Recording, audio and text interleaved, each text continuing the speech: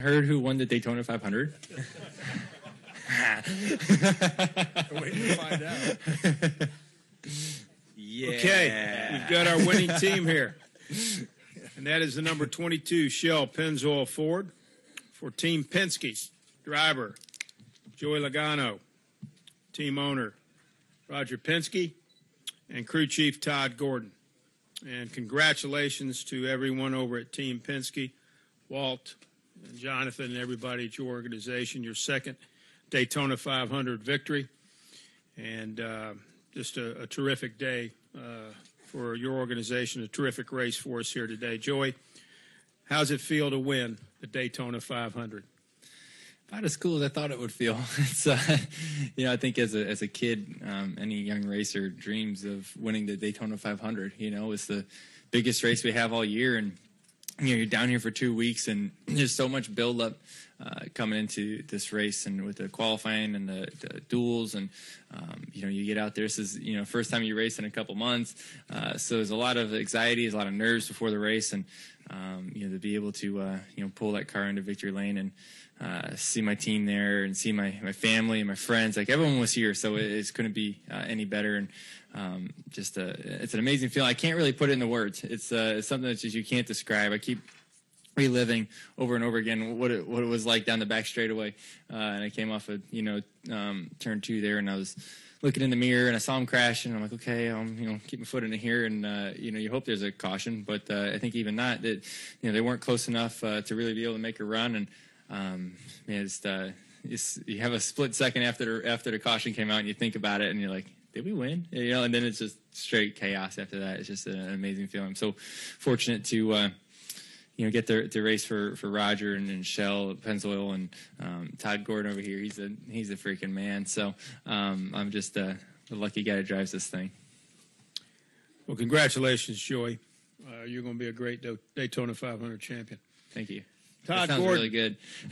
Todd Gordon, congratulations to you as well. Maybe just talk about a couple things that you thought were key in getting this win here this afternoon. Wow, keeping we looked at it. I thought as you look at the week that we had coming into this, it was really cold. The Unlimited was pretty cold. The duels were pretty cold. So a lot of track grip, and the pack stayed tight and together.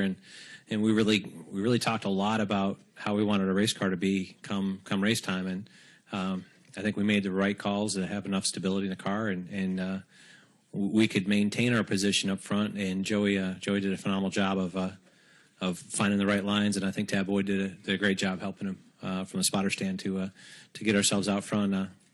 I'd say the biggest thing that helped us today, beyond just having speed and being up there, but we worked really well with the 15 car. I think those guys did an awesome job helping us today.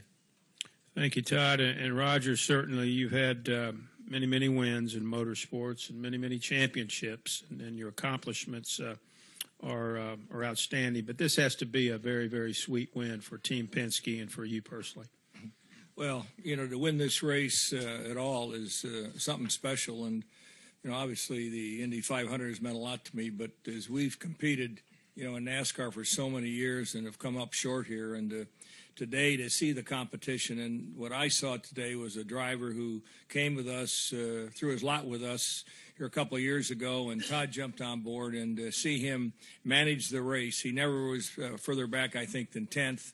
He managed the race, and when you've got Earnhardt and Johnson and Gordon and all the guys behind him, and was able to play fair, but yet, knew what he had to do, was amazing. And for me, it's a credit to what Todd's done. The team, we talked about this, during the NASCAR week. We talked about continuity, and I think today you saw it, same pit crew.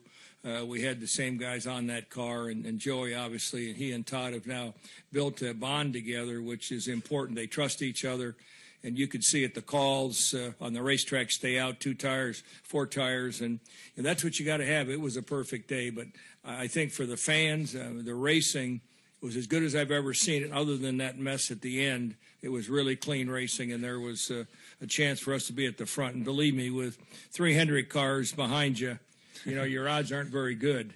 And we were able to steal one from him today. So Rick's a great friend of mine, and obviously the 4 car, he and Joey have had a couple of words, but I think they worked well together there at the end. He backed down a little bit and let us come home. He did. And Joey, one thing I also wanted to point out, you are now going to be in the 2015 chase for the NASCAR Sprint Cup. So congratulations. We're going to have fun for good. 25 weeks. Sure. Build up those bonus points. Let's take questions. We'll start with Jenna, and then we'll go to George Diaz. Jenna, and then George Diaz.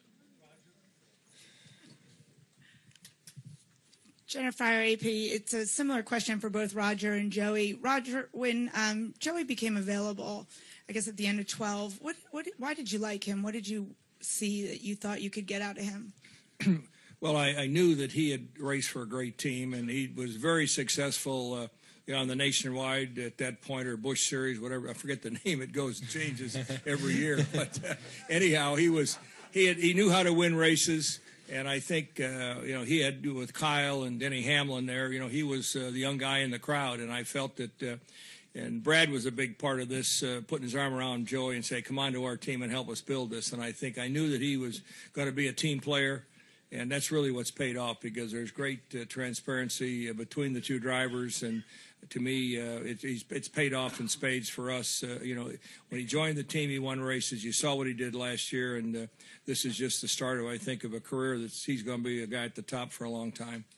And for Joey, it was just 3 years ago. I guess you were losing your job, and then you land with Penske. I guess, what was that like for you, and why did this change to Penske just make you sort of skyrocket into this, incredibly winning driver? I think it's a combination of a lot of things.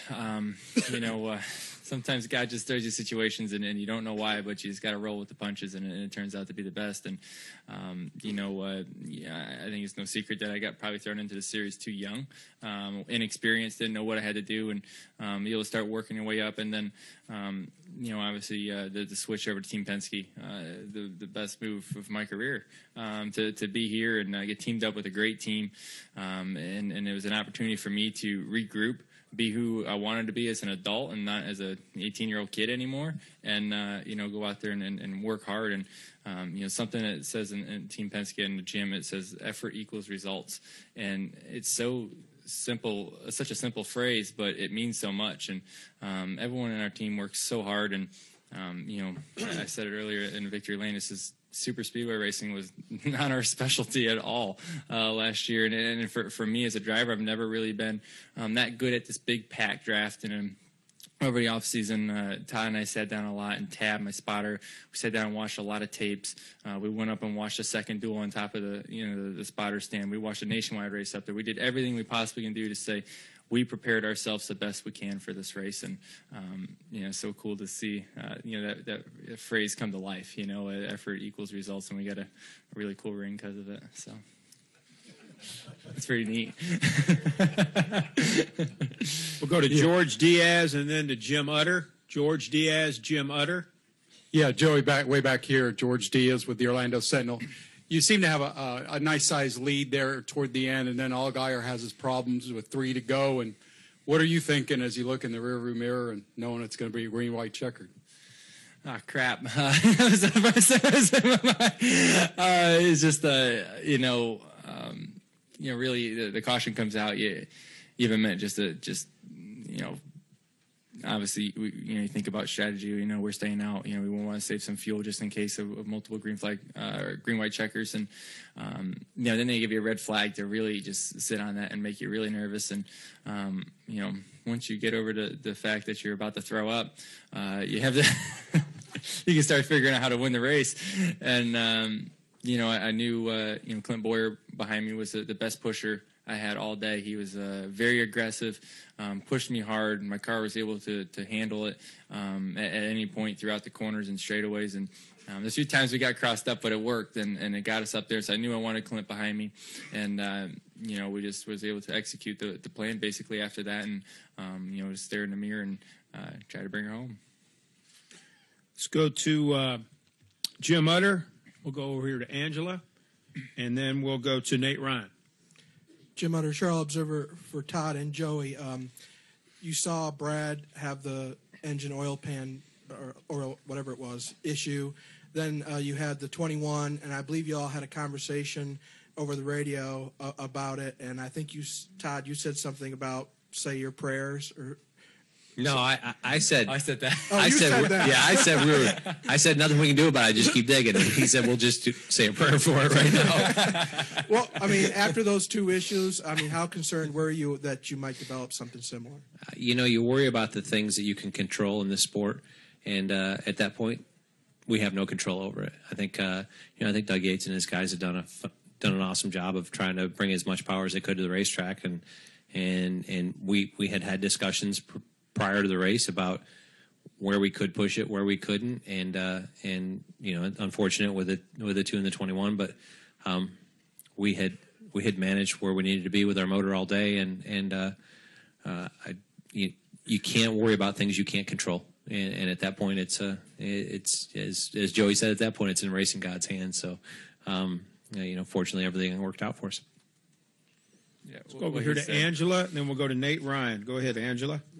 Thank you. Angela Davis, Jersey Girl Sports, right here. Joey.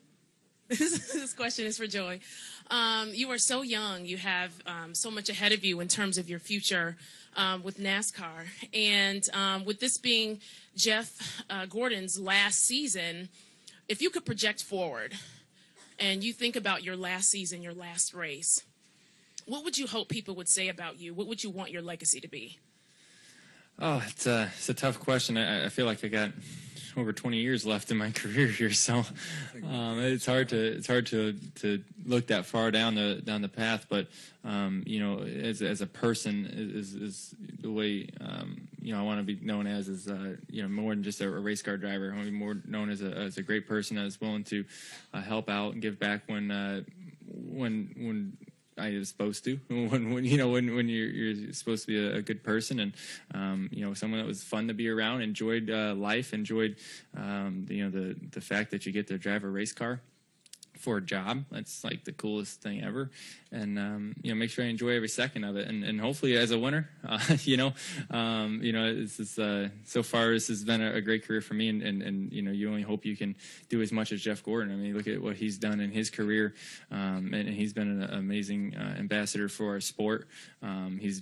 He was my favorite driver when I first started racing. When I was 6 years old, I rooted for the 24 car because he was the young guy. And now racing against him, and he's not the young guy anymore, but he's still a lot of fun to race against. And being able to race against him today for the lead multiple times in the Daytona 500, it's a dream come true for any kid. And I'll always remember that for sure.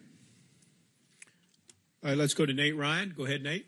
Nate Ryan, NBC Sports. For Roger, Brad has given you a championship, your first in NASCAR. Joey has now given you your second Daytona 500 win. Those are two drivers who are young enough to be your grandchildren who are giving you your best success in NASCAR. You put up with that? Jeez. Wow. Well, it's true. I mean, what does that mean to you personally to have that kind of youth, and how has it rejuvenated you? Because you've seemed like a different guy around the track the last few years. Well, the way I answer that is that, as we tried to build this team, as we first, I think when we brought the IndyCar team down to Charlotte to be one team, I've talked about it before, Team Penske, and to be able to get talent, we knew that, having the opportunity to get Brad on board, he came to see us when he was still with JR Motorsports and said, look, at the end of the year, I'd like to talk to you and I'll help you build a team. And, of course, he was key in contacting Joey to come on board. But you need youth today. You need youth in your business.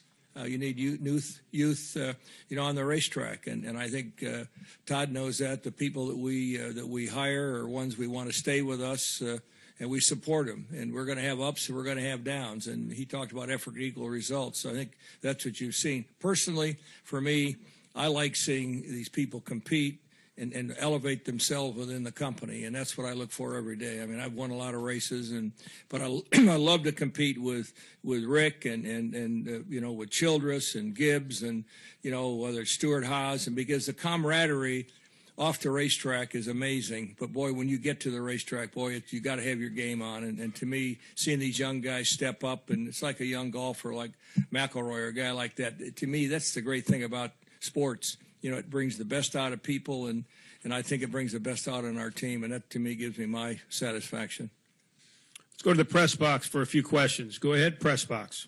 Lee Spencer, motorsport.com. Joey, you really didn't answer it, but what was going through your mind when you found out about the 21 and the 2? Because, certainly you had a lot of power. You could pretty much move around on your own, but when your teammates go down that quickly, it has to give you some pause. Well, Roush Yates Motors does a great job for us, and yes, it was 2 motors that were fairly quick that gave up, and I think I don't know what they were, but I heard it was the same thing. So obviously, it raises a little bit of a caution in your mind to say, what's going on, and there's still a lot of Fords out there that were running at the time, but.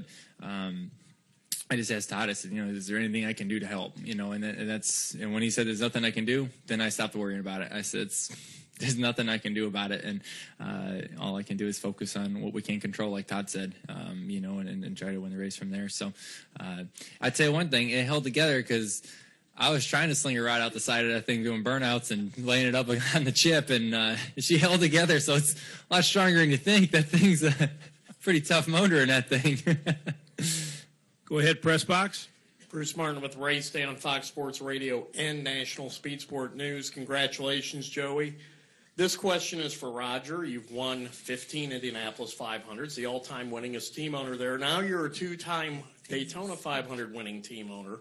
How do you compare and contrast the 2 accomplishments? Well, these are the 2 greatest races here in the United States, and just to say that we competed for as many years as we have, both in Indy and at Daytona, is something that I'll never forget. And today, the competition and racing for an OEM here, which is important, and the sponsors, and just this race has just gotten bigger and bigger, and to me, it's pretty special. Obviously, I'd love to win both these races in the same year. You set those kind of goals for yourself. But, today the Indy 500 is in May, and the Daytona 500 is today. So, overall, I think these are 2 great accomplishments. But, I get many of the laurels. But when you really come down to the facts, it's all about the people that have joined the team for so many years that have brought us this success. It's the drivers. It's the young drivers we just talked about. It's the young mechanics, people that have come across the country to work on our team, thumbed their way across, that have worked their way up to be key people. Because everybody, when you look in auto racing and you look at the people, Knaus, and go on down the line, I'm sure, when we look at Todd, all these guys came from a different background, and they just didn't walk in at the top of this sport. You cannot as a driver, you can as a car owner, and you certainly you can't, as a engineer or chief mechanic. You've got to build it, and I think that's what we've been able to do from the nationwide, to the Cup side, and the truck one the other day Brad did, and those young guys are the future leaders and over the wall for us. So it's the people, and whether it's at Indy or here, I think it takes the same formula. Go ahead. Let's stay at the press box. Go ahead. Viv Bernstein, New York Times, for Joey. How much did that pit stop at Homestead stay with you over the off season? Something that just sort of stayed in your mind, and how much does this victory sort of erase what happened there and allow you to just sort of focus forward? It really didn't stay in my mind that long. To be honest with you, you move on. It's the history. It's past, and you focus on the future. You dwell on the past, you'll never move forward. And I was, obviously you're frustrated at the end of that race, but the team stuck together. Their attitude was awesome over the offseason. They worked so hard to become better. We used it as a positive and how to motivate ourselves to be a better team. And this whole Speed Weeks, every stop they had was spectacular. Each one was fast. We gained spots every time we came down pit road. I'm confident as a driver. I know I have the best team out there, whether that's the road crew or the pit crew. I know they're both the best team out there, and as long as we stay together as a team, we win and we lose as a team. That's what makes a strong team. There's people that live and die together. You just you do it, and it was really cool to see how they reacted over the offseason and use it as a positive. Go ahead, press box. I think we got 2 more up there. Go ahead. Brant James, USA Today Sports, for Joey. This sort of success has been expected of you for so long, it seems like you should be older. Does it feel like a long time? And did that sort of pressure and expectation on a teenager help or hurt you? Did you call me old too? No, I said it feels like you should be older. Jeez. No, I mean, I get, what was this, my 7th 500? Or I guess. You know, yeah, I'm 24, which is, you know, it's cool because, you know, I've been through a lot in my career already, and I still have a long ways to go. Like we talked about a few minutes ago, and, you know, the success that we're starting to see is, it's been a lot of fun. I'm so happy and thankful that I went through the times of trying to figure this out, and the tougher times of, you know, worrying about if you're going to have a job or not.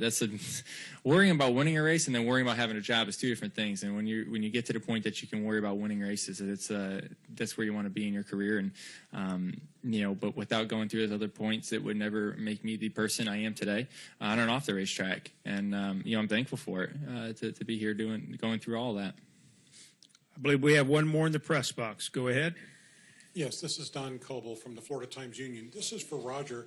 When you heard your driver and your crew chief talk about, you know, engine, didn't you actually get on the radio and say something?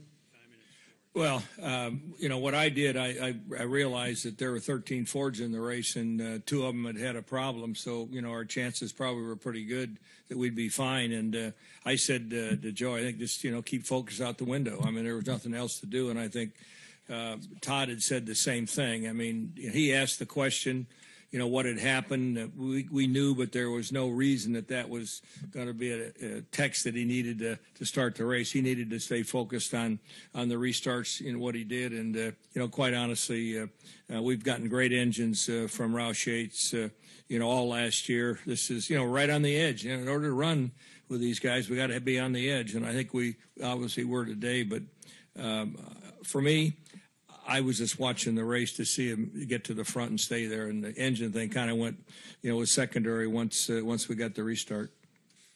I believe we have one more. Go ahead. Chris Knight, CatchFins.com. Roger, you've won the Indianapolis 500. You won the Daytona 500. It just seems like the only thing left to do is win the Brickyard 400. What would that win mean to you?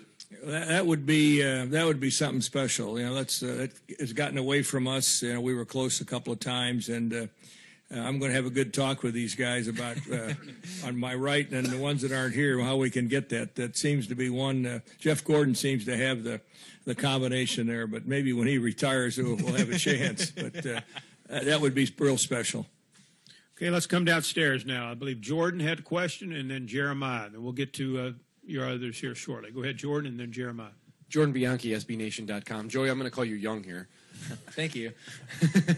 There's been a lot of talk this offseason about a NASCAR youth movement, and it seems to be like Kyle Larson and Chase Elliott get a lot of that attention. You're 24. You're coming off a season when you won 5 races. You were in the championship hunt, obviously. Do you feel overlooked a little bit when people talk about the young drivers coming up in the sport and the new future? I don't know about overlooked. I mean, the fact is I've been here a while. The advantage I have now is I'm basically the same age as them with 7 years of experience. So now you see the rewards from the hard work you put in earlier. So, you know, I mean, yeah, some of the youth movement is, I feel like I'm still involved with it. I kind of, you know, hope to kind of feel like the leader of it because I've been here before. I've kind of understand how the sport works a little bit and what I need to do. And, you know, as a driver, you want to, you know, take advantage of that and try to, you know, build our sport bigger and better all the time. And how can we reach a younger demographic more? Because that's why I like Jeff Gordon when I was young, is because he was young, and how we can reach more kids and stuff like that. It's a role I want to take on as a driver because I know I want you know, NASCAR as a sport to keep growing like it is, and you know, it's like I said, it's kind of a role I want to be able to take on because I've been here for a while and I'm still, you know, a younger guy. Right here, Jeremiah, and then we'll go to the gentleman back there in the back that's been so patient. Go ahead. Jeremiah Davis, Cedar Rapids Gazette. Joey, you exclaimed on the radio was the Daytona 500 is Daytona 500. Had you thought a lot about the historical impact of winning this race, what it would mean as a driver to win it? There's a lot of cool things. There's a really cool trophy out there to put everyone's name on and everything.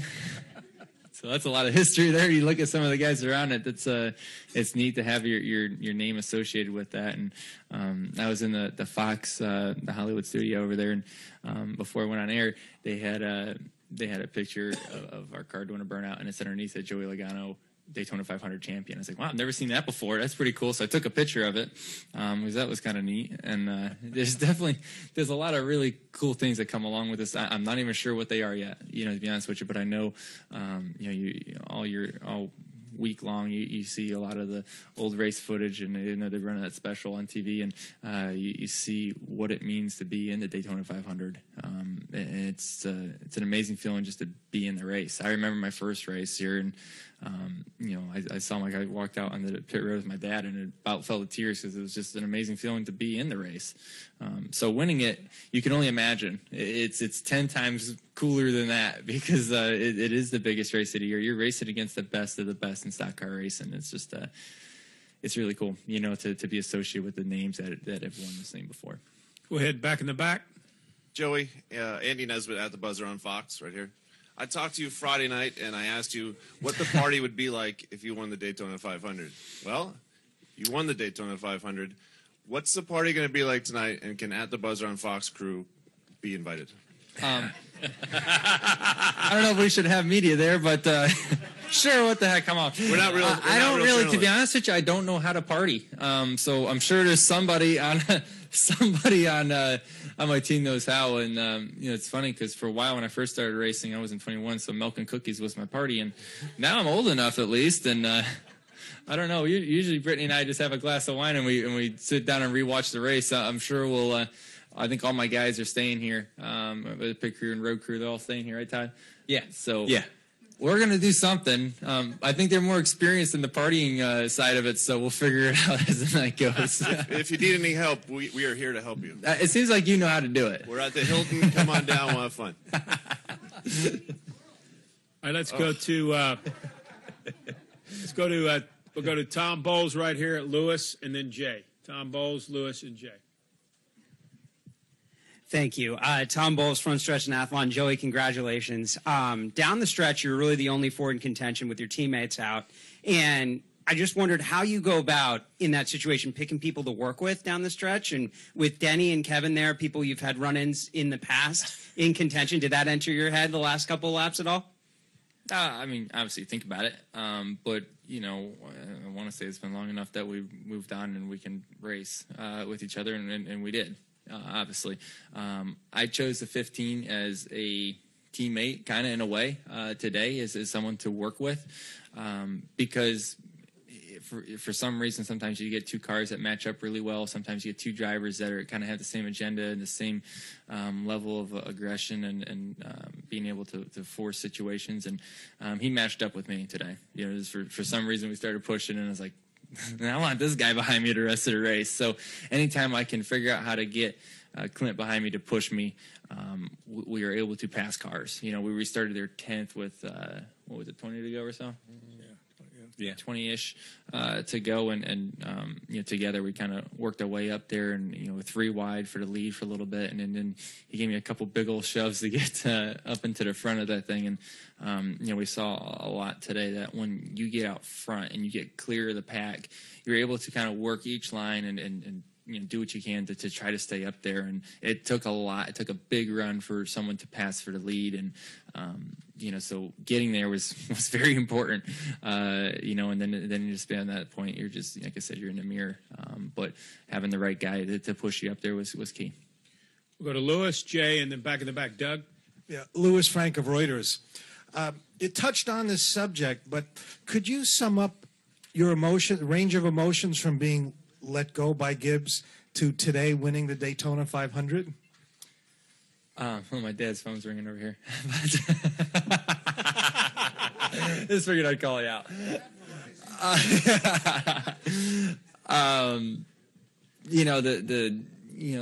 Some of the emotions you go through when you you start to think, man, am I going to have a job next year? And that's kind of hard as a race car driver, saying, man, especially for me, I'd poured all my eggs in one basket. I was really banking on this one. And, you come to that point, it's like, oh, this is going to be, scary. And then you don't know what's going to happen.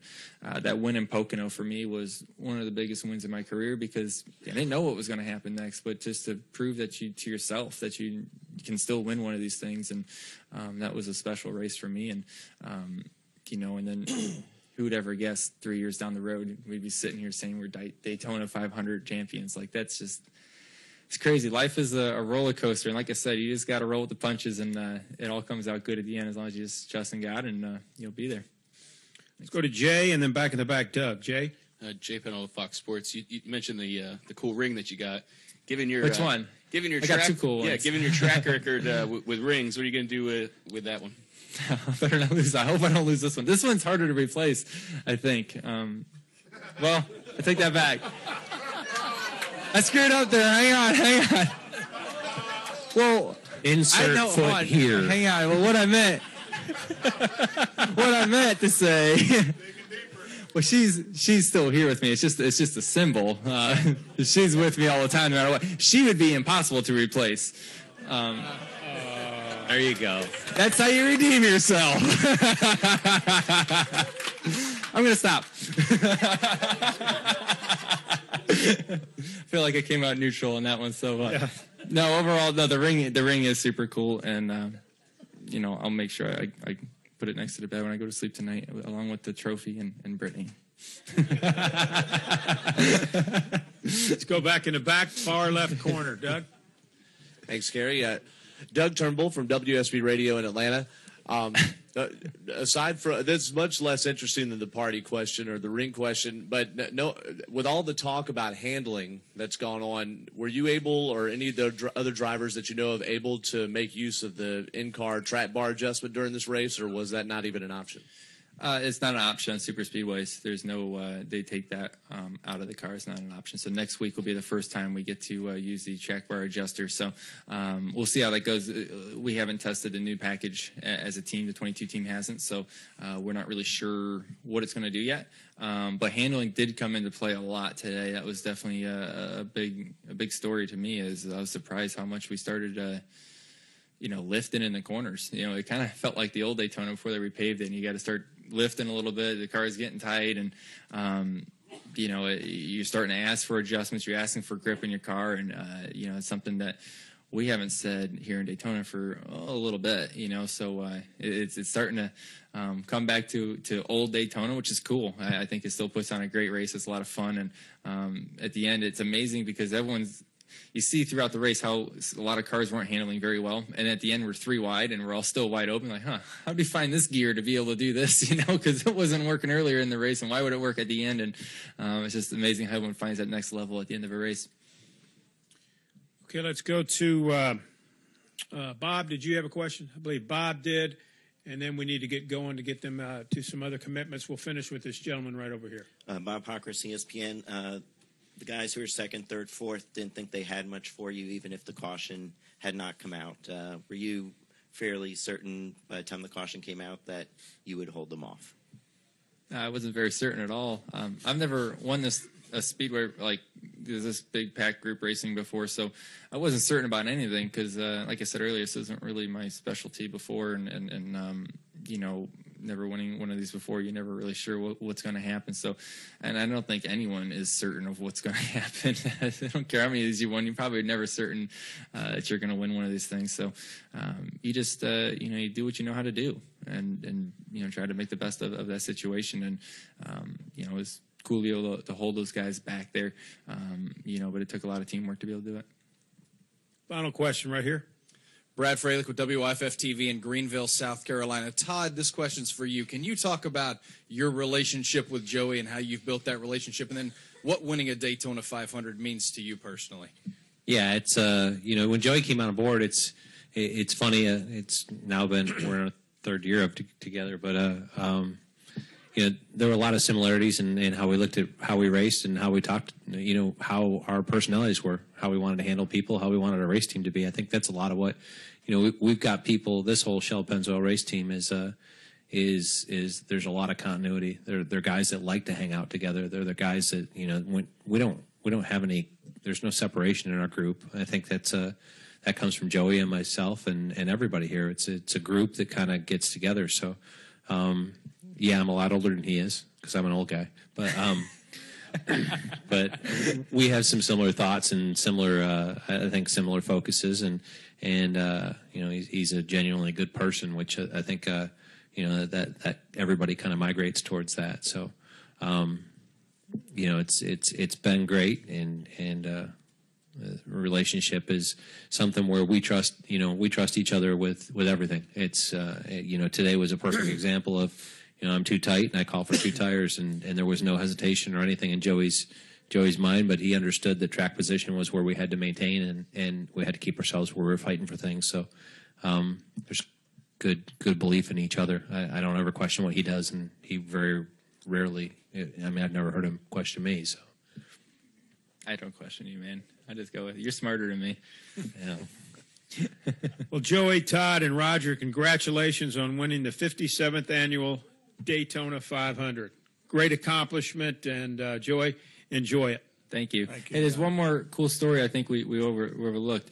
Ford won the Rolex 24, the truck race, the Xfinity race, and the Cup race. So I think that's a pretty big deal for those guys. So they deserve a high five or something. Excellent.